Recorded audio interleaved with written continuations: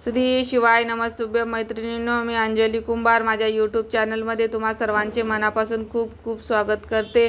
तर आज आपण बनवणार आहोत ताज्या मसाल्यात केलेल्या शेवगाच्या शेंगाची रस्सा भाजी।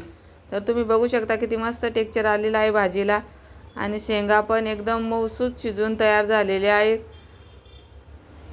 तर तुम्हाला ही माझी रेसिपी आवडत असेल तर एक लाईक करा आणि नवीन असाल चॅनलवर तर सबस्क्राईब करा।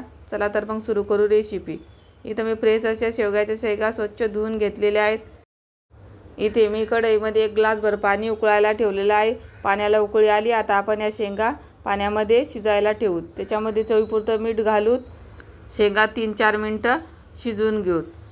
शेंगा शिजतात तोपर्यंत आपण मसाला बनवून घेऊ। इथे मी तव्यावर 1 पळी तेल घातले आहे। त्याच्यामध्ये 1 वाटी खोबऱ्याचे काप घेतलेले आहेत। ते मस्त आता ब्राऊन कलर येईपर्यंत भाजून घ्यायचे।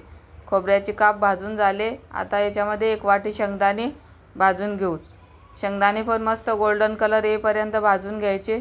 शेंगदाणे भाजून झाले, आता याच्यामध्ये 1 मोठा कांदा कट करून घेतलेला आहे, तो भाजून घेऊ। कांदा पण मस्त गोल्डन कलर येईपर्यंत भाजून घ्यायचा। मसाले कच्चे नाही राहिले पाहिजे, या पद्धतीने भाजून घ्यायचे। आता गॅसची फ्लेम कमी करायची आणि धने भाजून घ्यायचे। धने भाजून झालेत, आता धन्यामध्येच पांढरे तीळ भाजून घ्यायचे, म्हणजे मग ते करपत नाही। आता सर्व मसाले भाजून झालेले आहेत। आता मिक्सरच्या भांड्यामध्ये हे सर्व काढून घेऊ। त्याच्यामध्ये कोथिंबीर आणि लसूण घालून आणि वाटण मिक्सरला बारीक करून घेऊ या पद्धतीने। इकडे शेंगा पण मस्त शिजून तयार झालेल्या आहेत।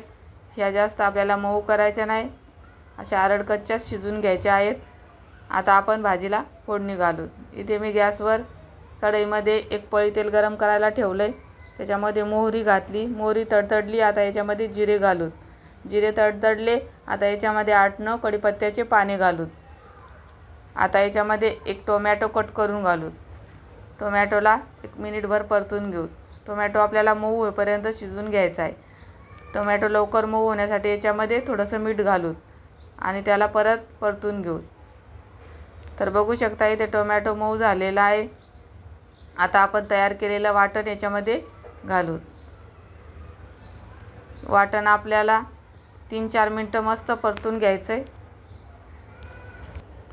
वाटण व्यवस्थित परतले गेल्यावर त्याचा कलर चेंज होतो। तर 3-4 मिनिटानंतर बघू शकता मस्त वाटणाचा कलर चेंज झालेला आहे। आता याच्यामध्ये 1 चम्मच हळद घालू, गरजे इतकं लाल तिखट घालू आणि परत एकदा वाटण 2-3 मिनिटं परतून घेऊ। तरी ते तयार झालेलं आहे आपलं मस्त वाटण। आता याच्यामध्ये उकडलेल्या शेंगा घालू। शेंगा मस्त वाटणामध्ये मिनिटभर परतून घेऊ। शेंगा वाटणामध्ये परतल्यावर मस्त मसाल्याचा स्वाद उतरतो शेंगामध्ये।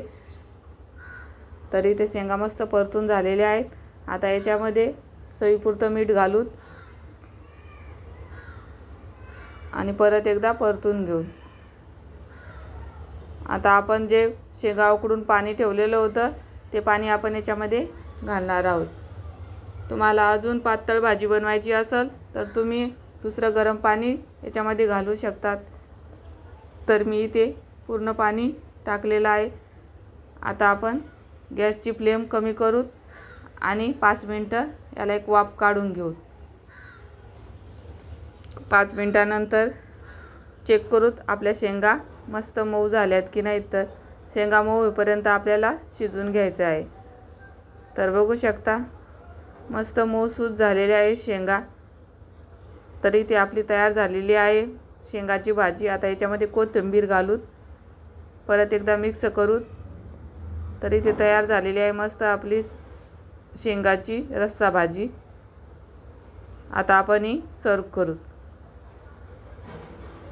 अशाच माझ्या नवनवीन रेसिपी बघण्यासाठी चॅनलला सबस्क्राईब करा। तर तयार आहे मस्त अशी शेवग्याच्या शेंगाची रस्सा भाजी। त्यासोबत मस्त चपाती, कैरी